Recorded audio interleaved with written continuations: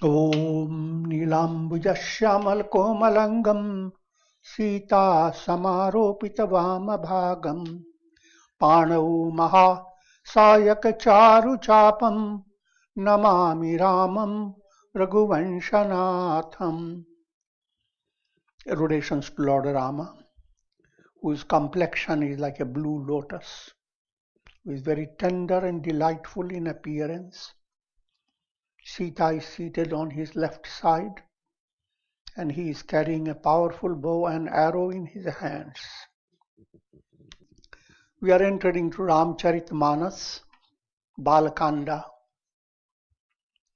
Doha number 67. And just prior to that Doha, there is Chaupai. The context of this stage is Uma, the daughter of Himachal mountains. The Himachal mountains presided by a deity called Himalaya. The daughter of Himalaya and Mana. Mana is the wife of the mountain god, and they gave birth to Uma, goddess. And remember, it is Sati, Daksha's daughter, who was married to Shiva.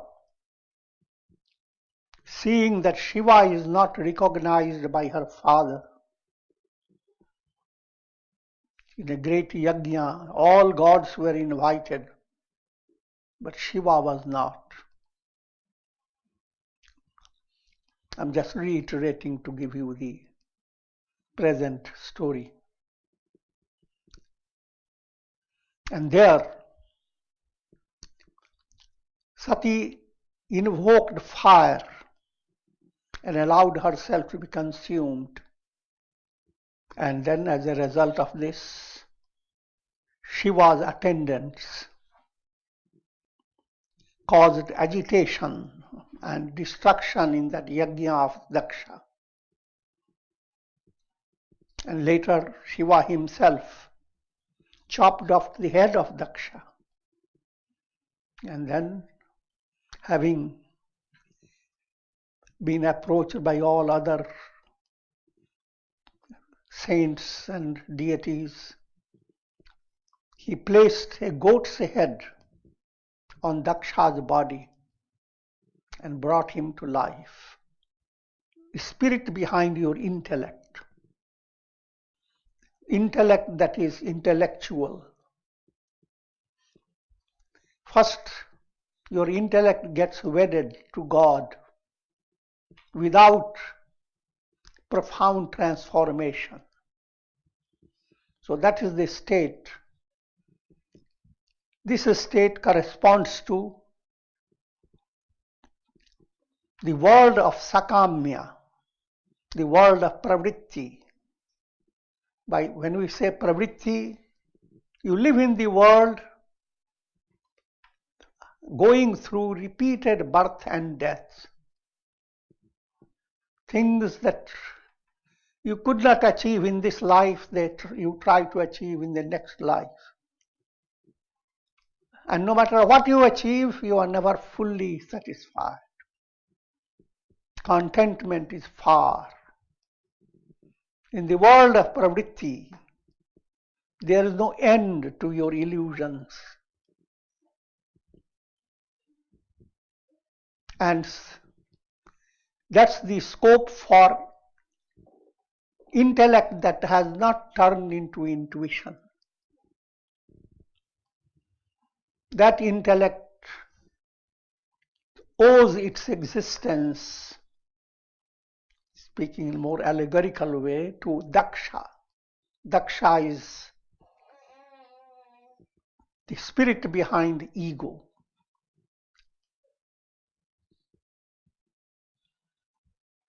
Ego dominates pravritti movement. And there comes a time when the buddhi within you, also known as mati, cannot bear with that predicament, that in the Daksha Yajna, in the Daksha's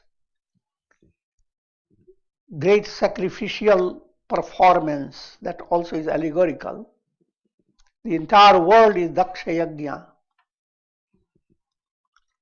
And in this Daksha Yajna, there is no place for Shiva. To understand in a very simple way, people do worship God, but you worship God for the sake of perishable attainments.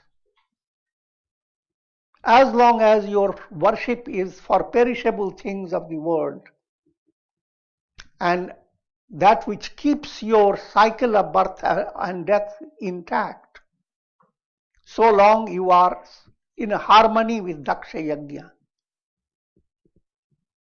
When buddhi becomes purified, it is not in harmony with Daksha Yajna. It begins to see what a terrible predicament it is. A yajna that does not give proper value to God, who is the goal of life. Shiva was not given his place. As you spiritually advance, your intellect allows itself to be consumed by intuition. You must realize that Hindu scriptures, they present profound teachings in a spiral form. Spiral, if you are going into a big temple, the steps go in a spiral. So you think you have come to the height, now go through another spiral and go all over again. You go through stages. Though you are advancing, yet your mind goes through as if you are moving from beginning to end, beginning to end. Scriptures are given in that form.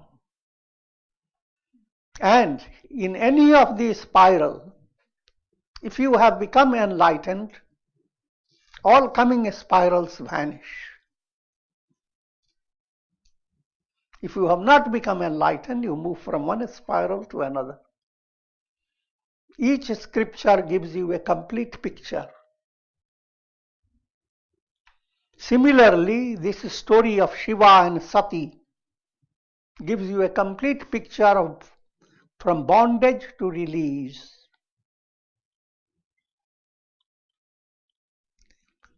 Without going into too much details, that Sati, now when I said Daksha, the head was cut off and another head was transplanted on his body, head of a little goat. And through that goat's head, Daksha offered humble prayers to Lord Shiva. That's allegorically ego that has a very swollen head, full of pride. That pride must move away. Pride is the head. That head has to be chopped off. And in a very highly scientific progress, a transplantation of heads, a goat's head, symbolic of humility.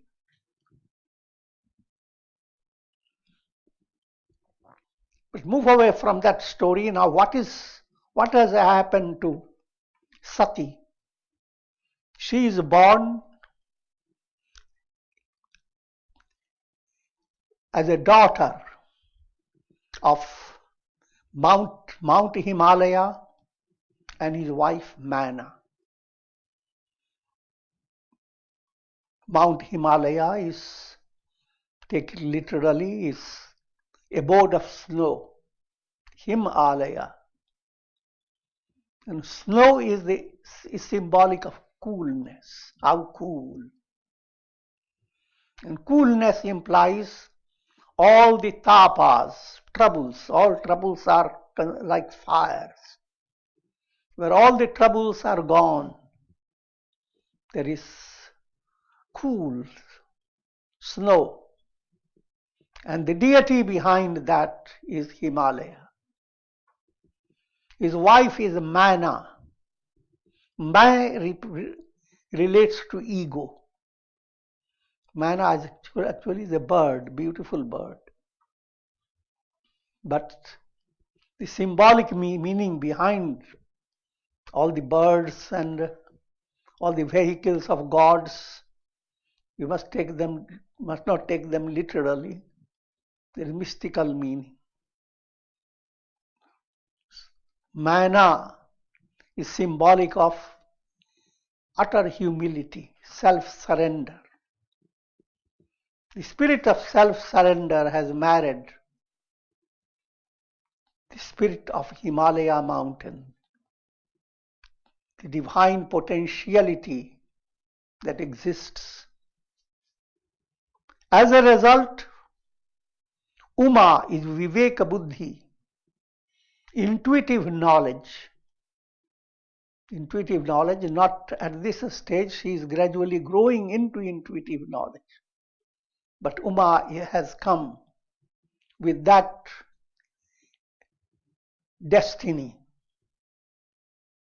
In the storyline, the Himalaya and Mana, they are so happy to have a wonderful daughter. And Sage Narada visits that family, knowing he doesn't, at this stage, Sage Narada is unaware of the glory of Uma. The parents of Uma present the baby Uma in the arms of Sage Narada for blessings as well as for predictions regarding what she is going to be. That's the old style. That's the way babies are handled in homes. Whenever any Mahatma comes, you bring the baby, bring the Mahatma to the baby and ask, look at the palms of the baby and tell the future, what the baby is going to be. Stage, we are moving on. And Narada has already spoken of wondrous qualities of Uma Devi. And now, Sal Sulachana Suta Tumhari Sunahuje Ab Avagun Duichari Agun Aman Matu Patpitu Hina Udasin Sab Sansaya China. O King of the mountains, your daughter is endowed with all wondrous qualities. But there are 2 or 4 shortcomings. दो चार अवगुण है. Gun and avagun. That's the Sanskrit words. Gun is positive qualities. In another context, gun refers to gunas, prakriti of nature. 3 sattva, rajas, tamas, 3 modes of nature. But here in this context, the qualities, good qualities. So if you say, what are the gunas of this baby. It's called, the word is gun. What are the defects? The defects are called avagun. And what are these ominous qualities? Agun aman matu pitu hina, udasin sab sansaya china.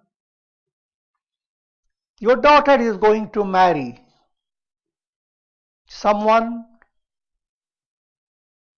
who is unspeakable. Agun, he is attributeless, no qualities. God has got to have at least some quality to, to marry someone. And now he's going to be married to someone who has absolutely no qualities. Attributeless Brahman, Shiva.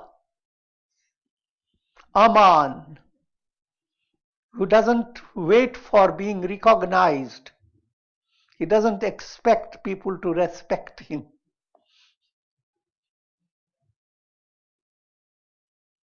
Matu pitu hina.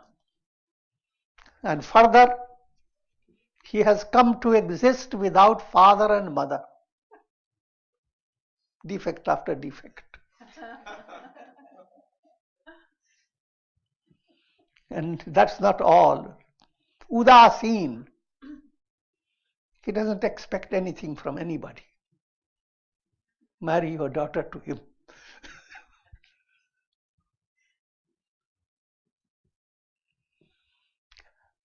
Sab sansaya china. Void of all doubts. In his mind is absolutely devoid of all limitations. Yogi jatil akam man nagan amangal vesh asa swami yahi kaha mili parihasta asirek. And he will be yogi. Again, just suggesting that he will not be a good grihastha, you see. Jatil, jatadhari, with matted locks. Akam, he will have absolutely no desire. And worse still, he is absolutely naked.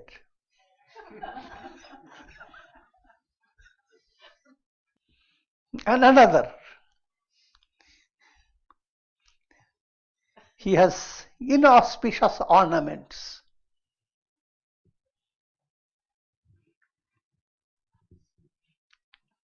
He has snake on his neck. His matted locks, moon in his forehead or in the matted locks. And he is surrounded by skeletons. It's amangal. You don't want to see even one skeleton, but he has a whole group of skeletons attending on him. This is a description of God. God as Brahman, the absolute. You must realize in Ramayana, Brahman is expressed in two ways. Shiva, more emphasis on Nirguna aspect. God is worshipped in from a broad point of view in two aspects. Nirguna, God who is without name, without form, and with the description of neti neti, not this, not this. There is another aspect of Nirguna. God as Shiva is worshipped as oval-shaped linga, symbolic of a flame. Every flame becomes oval-shaped. Jyotirlinga. Jyotirlinga is a bridge between Saguna and Nirguna that I will not touch at this time, but you must realize that same God who is worshipped as Shiva is actor, main personality, main deity of the Ramayana, Rama. Rama and Shiva. Rama is given more Saguna aspect. Always look at Rama with bow and arrow and all that. And Shiva has Nirguna aspect. Look at him surrounded by skeletons and with a strange feature. And both upasana must blend if your spiritual movement is going to be mature, perfect. And those points we will bring out later more and more. In other words, when you worship God as form, you allow your mind also to understand that God is beyond form, beyond name. And the word He is absolutely naked simply implies God is beyond the 5 sheaths, beyond the 3 bodies. And Vedanta leads you on by statement neti, neti, not this, not this. Not the physical body, not the vital sheath, not the mind and senses, not the intellect and ego, not the causal, unconscious. When you take all these layers of clothes, then that's God, absolutely naked. So this is how her palmistry projects. Narada says, that's the hastarekha, the lines on her hand, point to who she is going to marry.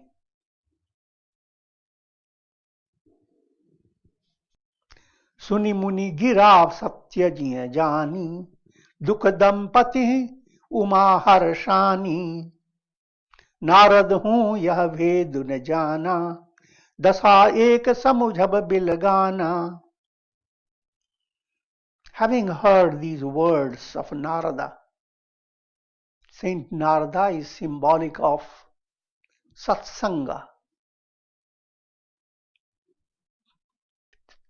Satsanga process that introduces the soul to Viveka Buddhi.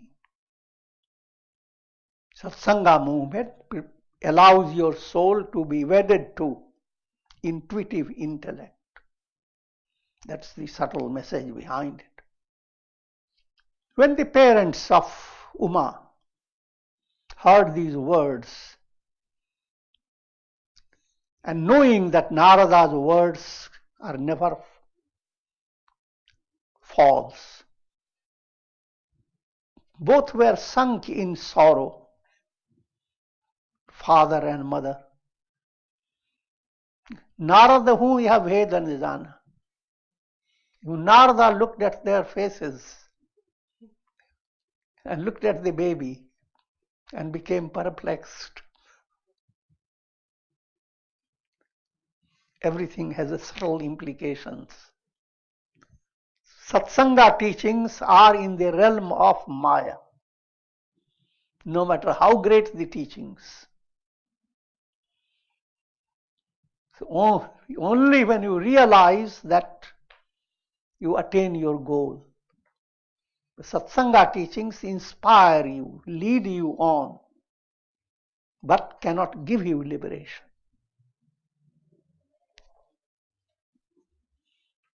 To understand that easily, think of your experience in dream. And from dream,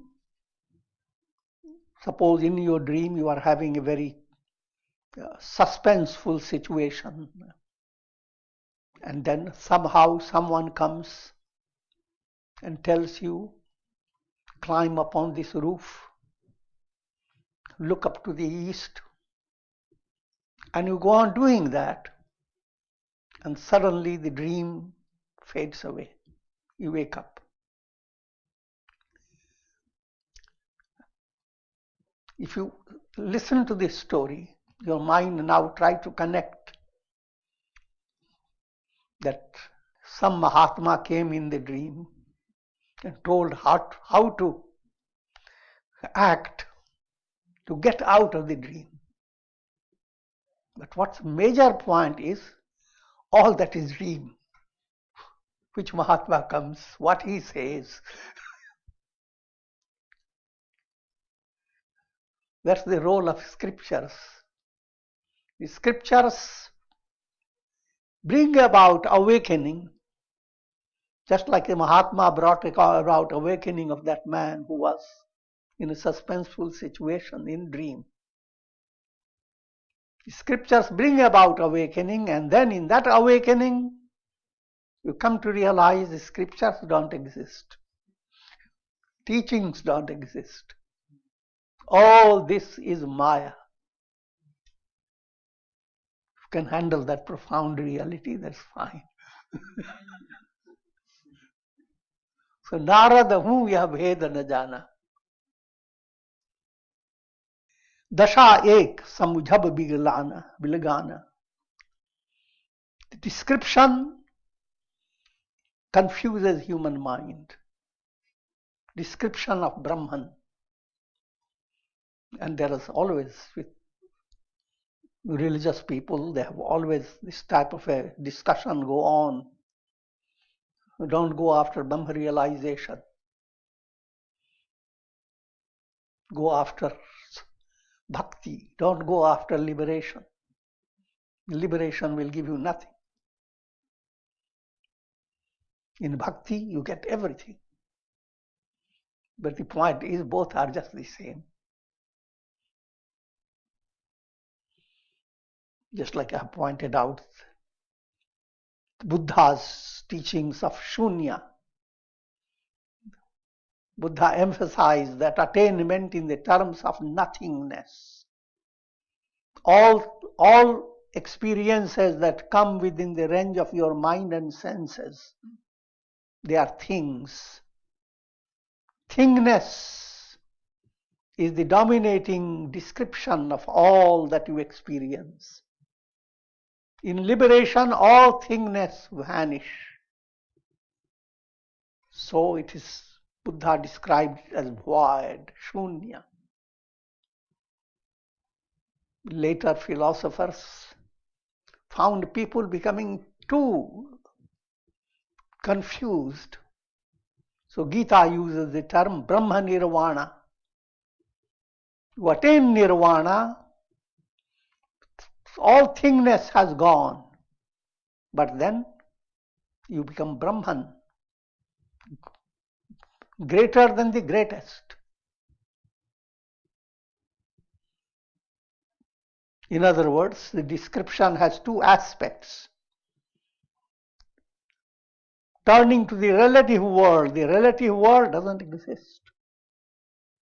Turning to the absolute, yes. Absolutely, absolute is absolutely there.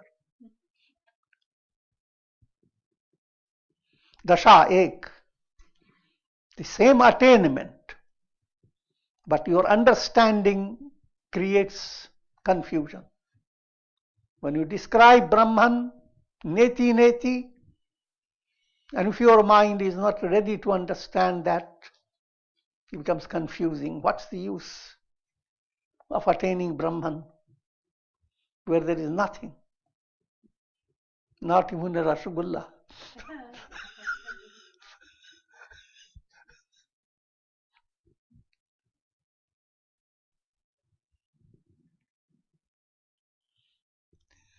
सकल सखी गिरिजा गिरी मैना पुलक शरीर भरे जल नैना होइन मृषा देव ऋषि भाषा उमा सो बचनु हृदय धरि राखा. And there were other people also listening to the predictions given by Narada. The girlfriends of Uma. At this stage, Uma is not completely a baby. She is grown up, not fully grown up. All of them who listened to this prediction, they shivered. Their bodies trembled with this shocking prediction. How can the words of this Devarshi, Narada, how can the words be ever false? But Parvati was extremely fulfilled by those words. She brought those words into her heart.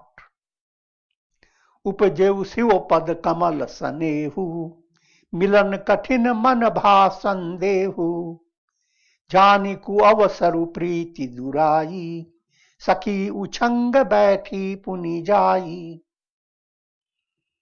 An immense love for Shiva emerged in her heart. But the mind was diffident. Attaining Shiva is not an ordinary attainment. It is the greatest achievement and greatest form of heroic movement must allow you to attain self-realization. It's not a cauliflower.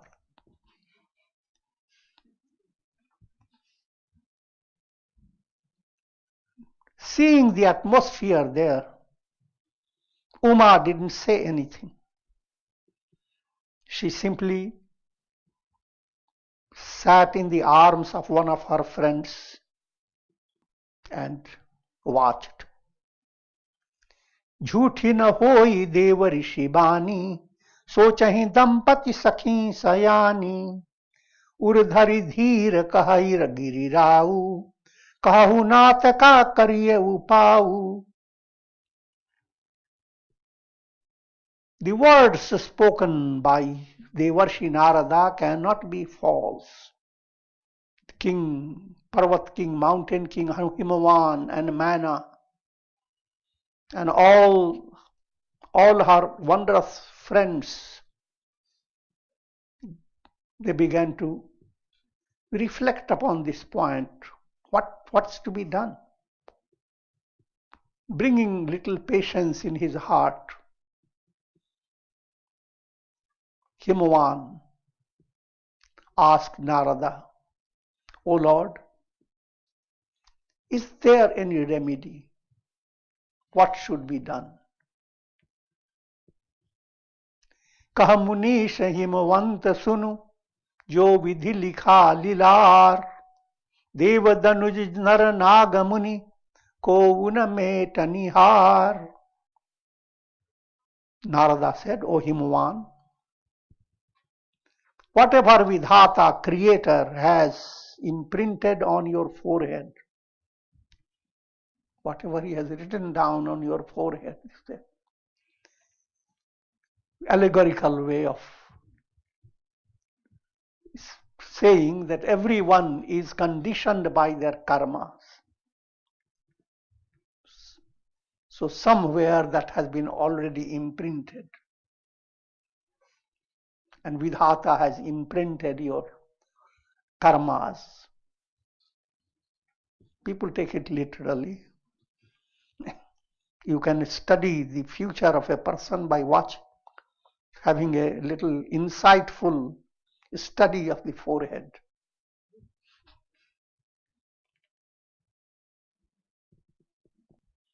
And there is a general message. All souls have come to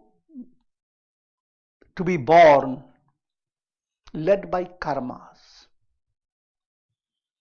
And karmas are the writings of the Creator. So no matter whatever writing Creator uses, all suffer from the same predicament. Try to understand that point. All suffer from birth, death, growth, janma mrityu jara vyadhi dukkha dosha anudarshanam. The moment you are born in embodied state, you have already gone through the sufferings at the time of birth. Now all other sufferings are waiting for you.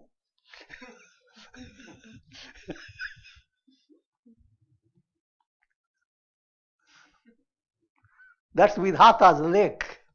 Nobody can erase it. Not even sages and saints.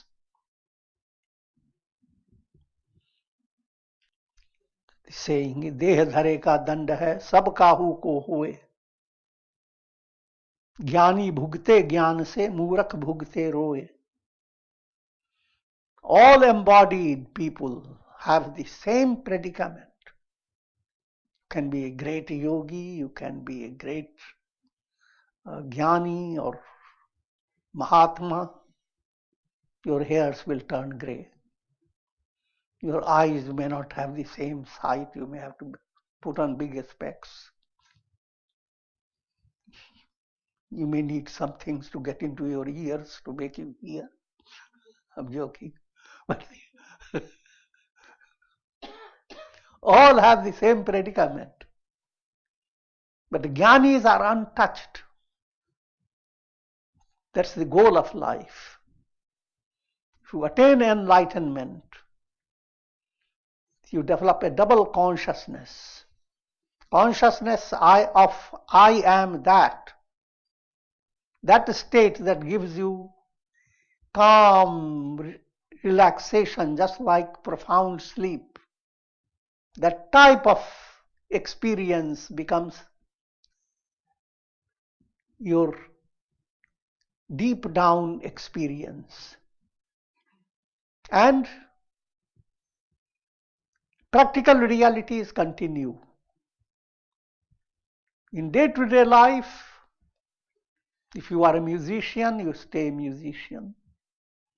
If you are Spanish, stay with Spanish. English, you stay with English. I'm joking, but understand. All details in practical world, if you have been stammering, you continue stammering. All details remain. And in spite of limitations in these details, sages bring about a tremendous impact on the masses. Basantavat lokahite charanta. Just like a spring season enters a forest, and the whole forest begins to enjoy a special rejuvenation, a special transformation. So, for any society to enjoy the blessed presence of a sage, that's a most profound development. So this is what the statement is. Jo vidhi likha lilar. This is what Vidhi has written on everyone's forehead. All that you are going to get is nashwar, perishable. No one can negate that. Dev Danuj Naranag Muni Ko न met निहार. तदपि एक मैं कहूँ उपाई, होई करे जो देव सहाई. जस बरु मैं बरन्यु तुम पाही, मिलिहि उमहि तस संशय नाही.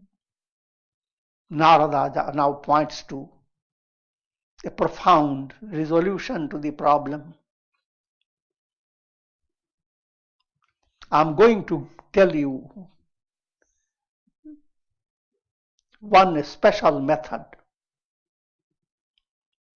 If God wills, you will succeed by adopting it. Uma will indeed get that type of husband. There is no doubt about it. But जे जे बर के दोष बखाने ते सब शिव पहि मैं अनुमाने. All the defects of the husband that I have described, they also belong to Shiva. ज्यों विवाहु शंकर समथन होई, दोषौ गुण सम कह सब कोई. If Uma is married to Shankara, another name for Shiva, Shankara, term Sham, Kara. Sham means Kalyan, upliftment. Kara, promoter, promoter of ultimate good. To be more extensive interpretation, he who leads you to Satyam Shivam Sundaram, that divine presence that leads you to truth, to all that is glorious, auspicious, and all that is divinely beautiful. The terms are Satyam, Shivam, Sundaram. Another term is Satchidananda, that which leads you to existence, consciousness, and bliss. That's Shankara. All the defects that your mind hates, now your mind has to change its angle. There is someone who is the abode of all those defects, and yet the defects don't matter at all. It's an allegorical statement. And now Narada explains, "Jau ahi sage sayan hari karahi, Buddha kachu tin kar doshana dharahi." Lord Vishnu sleeps on Sheshnag, the mighty serpent with 1,000 hoods. Will you allow your children to sleep on snakes?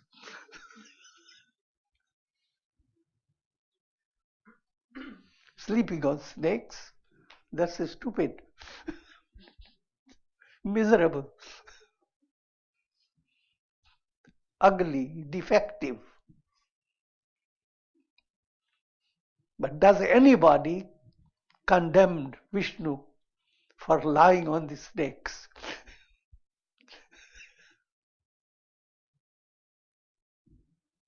So in one context, it is inauspicious to sleep on the snake. In another context, if you have Vishnu consciousness, that's your adornment. It's to understand, by snake is meant cosmic mind. And the whole world is countless thought waves. Thought waves of the cosmic mind are like hoods of the snake. In this, underlying all this, supported by all this cosmic creation, not actually supported, but rather adored by all this, Lord Vishnu exists in his divine plane. Bhanu Krisanu Sarvarasa Khahi, Tinakaha Manda Khat Kau Nahi. Sun God enjoys all types of juices. Give to the sun god rose water or a sanctified juice, and the sun god sucks in, it evaporates. The same sun god is also as if drinking up so many pitfuls of waters, and waters that are extremely dirty and miserable. But does anybody turn to the sun and says, how ugly is the sun, eater of all these impure things?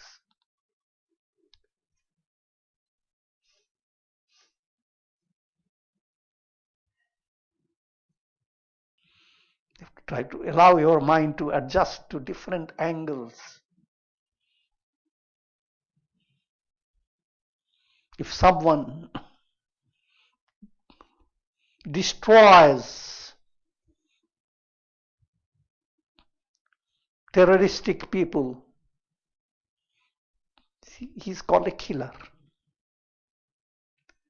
But when the sun rises, the rays of the sun hunt down all the forces of darkness.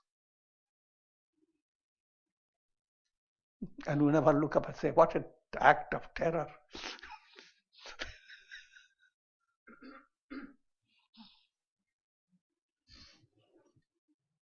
All this beautiful literature and the way, and his literature is given to tickle your mind.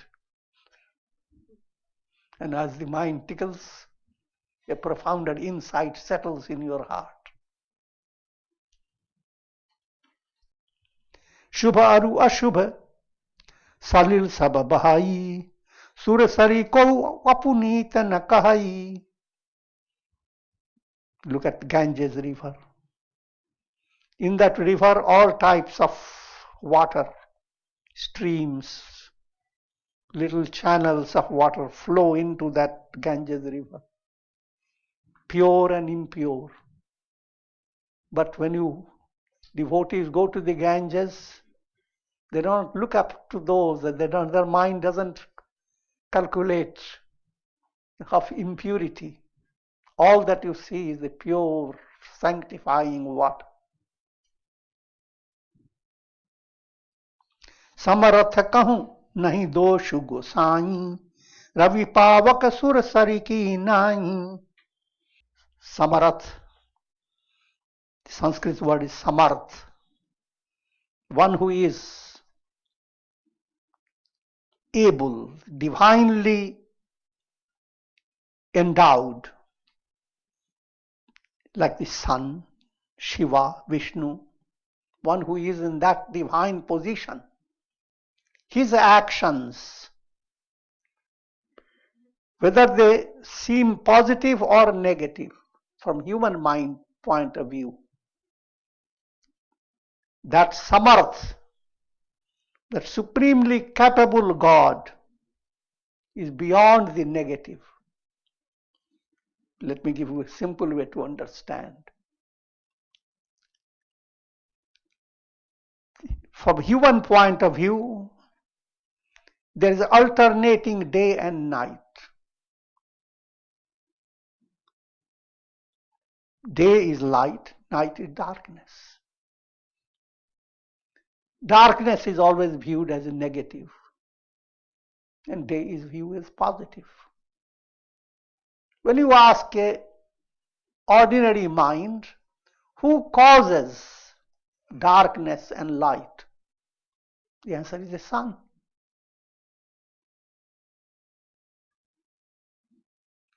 Now the answer, the teaching is given to the person.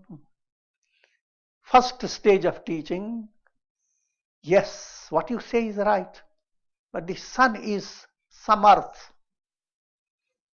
He is the great one, so don't point any mistake towards him. Go one step further. The truth of the matter, this sun does not cause darkness. Sun is always shining. It is the Earth planet that creates an illusion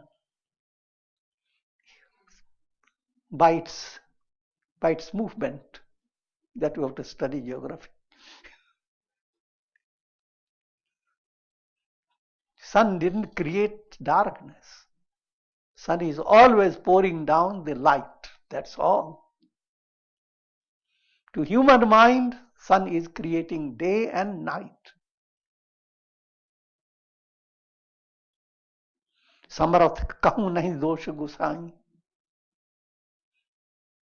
So when you turn your mind to Godward, understand all the troubles and the miseries that you have suffered. Don't blame God for that. Just like all the darkness that you may experience by shutting out sun, don't blame the sun. Ravi pavak sur sariki nain. And another example is fire. Put any type of fuel into it, fire burns it down. Fuel may be garlic type, foul smelling type, or fragrant type, but the fire consumes them all. And if we smell it, heroic enough not to be burned at your nose, fire is, I'm just joking to say, fire remains untouched. It's in a subtle way, the world of relativity, that's what everyone faces, proceeds from God. If you become wedded to God, you are stripped of all limitations. Jo as hisisha karahi nar jar viveka abhiman parahi kalap bhari narakamahu jeev ki isha saman. Another point. If you are trying to compete with God out of your ignorance due to egoism, you will gravitate to hell for countless years. How can a jiva compare himself with Ishvara, God? Here you have to understand a riddle. On one side, if you say, I am God, you are a devil. And if you say, Aham Brahmasmi, Aham Brahman, you are jnani.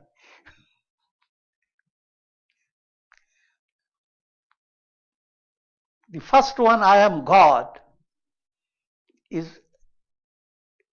relates to ego inflation. Inflating your ego, I am so great.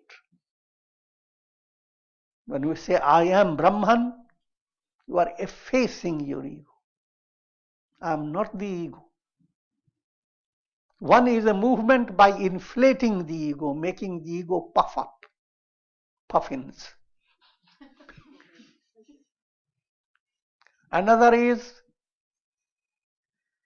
allowing the ego to become so surrendered that it has nothing of its existence.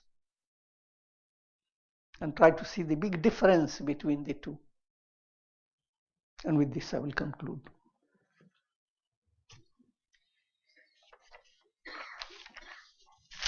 Om Purnamadaha Purnamidam Purnat Purnamudachyate Purnasya Purnamadaya Purnamevavashishyate. Om Shanti Shanti Shanti.